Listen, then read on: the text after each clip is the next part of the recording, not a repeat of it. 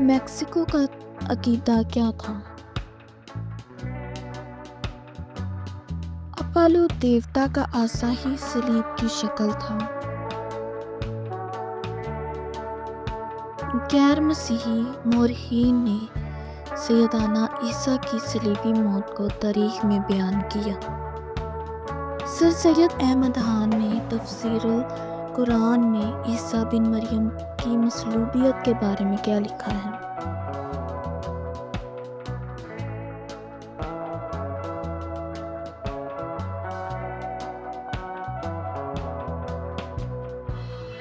Iran में सलीब का निशान कब आया?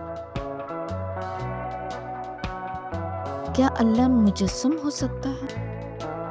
यहूदा अस्करियोती जो आपका हम शक्ल था मसलूब हुआ या ईसा बिन मरियम? कुरान करीम बज़ाते खुद पहली किताबों की तस्दीक करता है।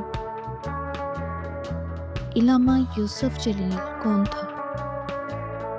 इस किताब को सुनकर और पढ़कर बरकत हासिल करें।